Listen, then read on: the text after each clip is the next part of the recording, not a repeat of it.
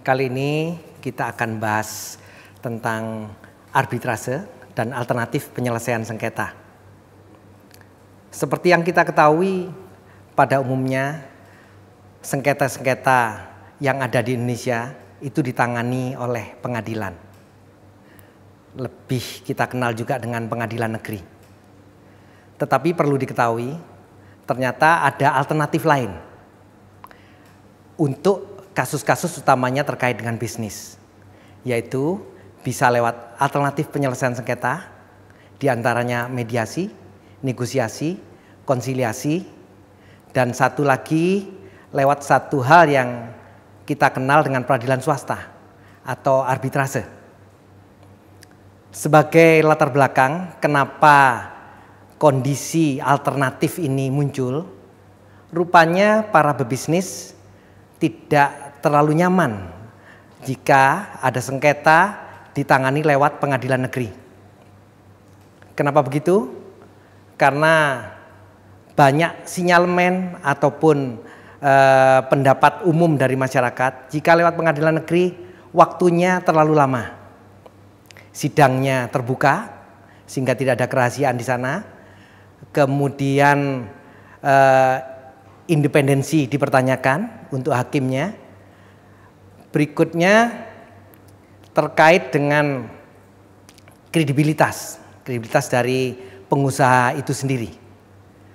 Berdasarkan kondisi-kondisi di atas, kemudian muncul satu wacana baru, bahkan pada saat sekarang bukan wacana. Ini menjadi satu hal yang digemari rupanya oleh para pebisnis jika terjadi sengketa. Kalau di Indonesia sendiri ada undang-undang yang mengatur tentang arbitrase dan alternatif penyelesaian sengketa, yaitu pada Undang-Undang Nomor 30 Tahun 1999 tentang arbitrase dan alternatif penyelesaian sengketa. Kemudian ada Peraturan Mahkamah Agung Republik Indonesia Nomor 1 Tahun 2008 tentang prosedur mediasi di pengadilan PERMA, khusus untuk mediasi yang terkait dengan proses berperkara di pengadilan. Alternatif penyelesaian sengketa ini terjadi karena beda pendapat terkait dengan satu kondisi penyelesaian sengketa di ranah bisnis. Kita ketahui proses alternatif dispute resolution atau alternatif penyelesaian sengketa ini bisa melalui konsultasi, negosiasi, mediasi, konsiliasi, atau penilaian ahli. Tapi saya mau fokus dalam hal ini untuk arbitrase.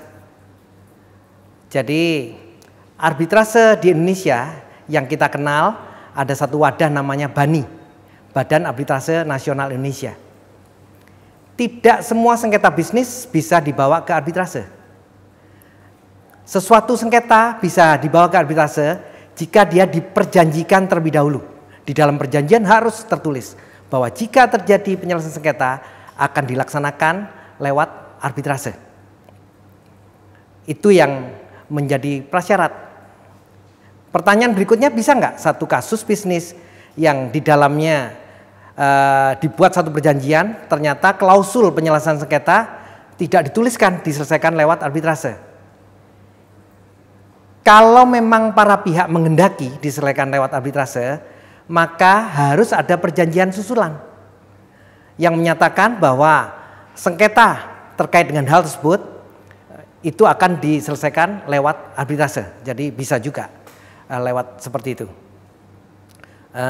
Kemudian yang terpenting lagi, kenapa arbitrase ini menjadi menarik? Prosesnya singkat, itu yang paling disenangi oleh pengusaha. Kemudian kerahasiaannya terjaga, itu juga yang menjadi satu pilihan menarik bagi pengusaha, karena pengusaha tidak terlalu senang jika satu kasus bisnisnya itu diekspos.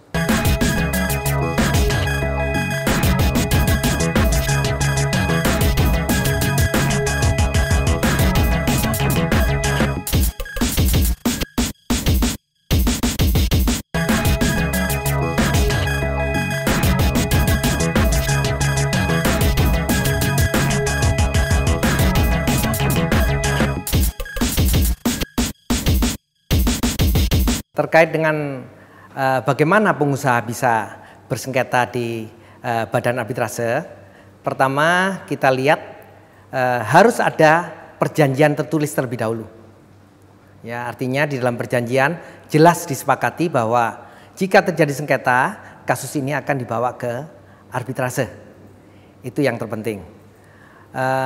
Kemudian ada pertanyaan, bagaimana terkait dengan nantinya jika di dalam putusan arbitrase itu ditentukan pemenangnya? Apakah eksekusinya mudah?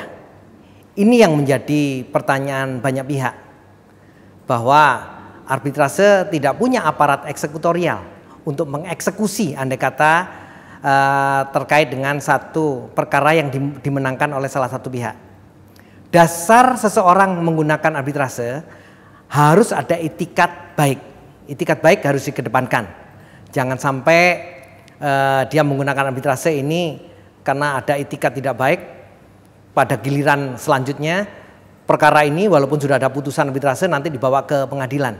Ini malah menjadi masalah yang berkepanjangan. Jenis arbitrase dibagi menjadi dua, ada arbitrase nasional dan arbitrase internasional. Bentuknya bisa arbitrase kelembagaan, contohnya antara lain Badan Arbitrase Nasional Indonesia, disingkat dengan BANI, Badan Arbitrase Pasar Modal Indonesia, kita kenal dengan BAPMI, Badan Arbitrase Syariah Nasional, ini juga lagi marak, disingkat Basyarnas, Badan Arbitrase Perdagangan Berjangka Komoditi, disingkat BAKTI, Badan Arbitrase dan Mediasi Hak Kekayaan Intelektual, disingkat menjadi BAM HKI.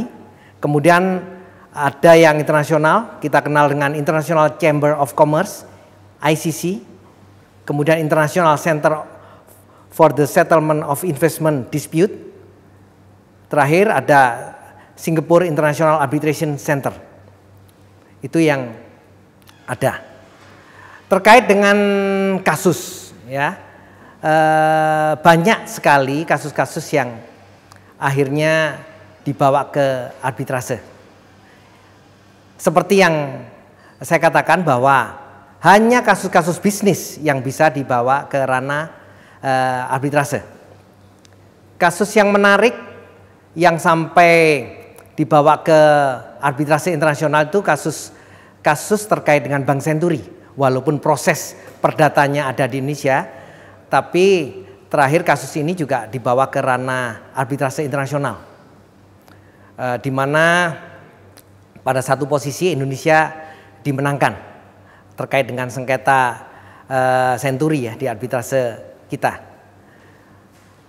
Kasus-kasus terkait dengan arbitrase ini seperti sifatnya arbitrase itu tertutup, maka akses publik untuk kasus-kasus yang ditangani oleh arbitrase ini tidak semudah kita mengakses putusan-putusan pengadilan, karena pengusaha tidak terlalu nyaman untuk diekspos kasusnya. Jadi pilihan arbitrase ini satu pilihan yang menurut para pengusaha lebih cocok karena sifat sidangnya yang tertutup. Itu sekilas tentang kasus terkait arbitrase yang memang tidak bisa diekspos secara umum. Oke. Ada yang mempertanyakan sebetulnya bagaimana setelah putusan arbitrase? Setelah putusan arbitrase ada ketentuan waktu. 30 hari setelah putusan arbitrase, maka putusan arbitrase itu harus didaftarkan ke pengadilan negeri. Untuk apa? Karena kita ketahui bahwa putusan arbitrase dan badan arbitrase itu sendiri tidak punya kekuatan eksekutorial. Jadi kalau sudah didaftarkan, dilaporkan ke pengadilan negeri, maka jika ada para pihak yang tidak mentaati putusan itu, maka pengadilan negeri bisa mengambil alih untuk melaksanakan eksekusi. Itu yang menjawab pertanyaan tentang keraguan bagaimana terkait dengan kepastian hukum putusan-putusan arbitrase, apakah bisa dieksekusi apa enggak.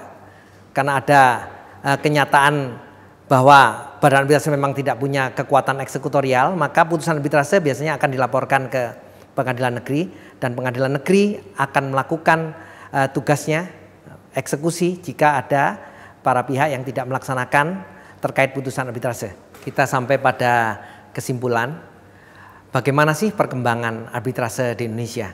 Seperti yang saya katakan tadi, kita bahkan sudah punya Badan Arbitrase Syariah Nasional di samping BANI. Perkembangannya cukup menarik. Tetapi rupanya ada celah hukum di dalam arbitrase ini. Ya, biasanya untuk mereka yang punya etika tidak baik, terutama lewat lawyer-lawyernya, lewat pengacaranya, para pengacara ini akan membuktikan untuk mereka yang kalah ya, para pengacara untuk kliennya yang kalah, biasanya dia akan ambil upaya menemukan satu perbuatan melawan hukum, menemukan satu unsur pidana di dalam putusan arbitrase tadi. Karena begitu putusan arbitrase itu harus dilaksanakan dan kemudian para lawyer atau lawyer yang terkait dengan klien yang kalah ini bisa membuktikan bahwa ada aspek pidana, ada aspek penipuan di kasus yang bersangkutan, maka kasus ini bisa diulang kembali, bisa dibawa ke ranah hukum pidana. Jadi putusan arbitrase yang tadi berada di wilayah bisnis menjadi mentah. Kalau dibawa ke wilayah pidana, otomatis lagi-lagi kembali ke proses peradilan biasa, menjadi lama kembali, sudah lewat arbitrase, lewat pidana. Itu yang menjadi masalah. Jadi perkembangan itu yang rupanya kurang menarik. Yang dipertanyakan masalah kepastian hukumnya seperti apa? Jika sudah diputuskan arbitrase, jika ditemukan perbuatan melawan hukum, ada unsur pidana di dalamnya, diadili kembali.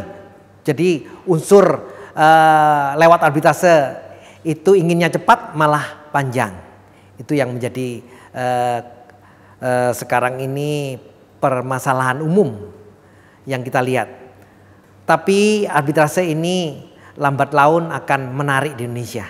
Para pengusaha tetap senang, seperti yang saya kemukakan tadi, prosesnya cepat, kemudian sidangnya tertutup, sehingga pengusaha nggak diekspos, ditangani oleh orang-orang yang memang ahli bidangnya. Karena misalnya kasusnya migas ditangani oleh ahli migas, misalnya kasusnya perbankan ditangani oleh perbankan. Tidak harus selalu orang hukum yang menjadi arbiter, ya, yang menjadi arbiter, di mana arbiter ini posisinya nanti menentukan siapa yang menang dari bersengketa. Itu yang tetap menjadi hal yang menarik. Karena arbiternya sendiri, para pihak yang katakanlah bermasalah ini bisa memilih, ya. Salah satu arbiternya bisa dipilih. Kalau di BANI ya, saya misalnya memilih tentang tokoh siapa yang saya yakin dia adil dan memahami tentang kasusnya, saya boleh pilih. Kalau saya sebagai orang yang bermasalah, ya, atau bersengketa, itu boleh milih. Kemudian lawan saya boleh milih satu, yang satunya netral, ditentukan oleh BANI. Itu menarik.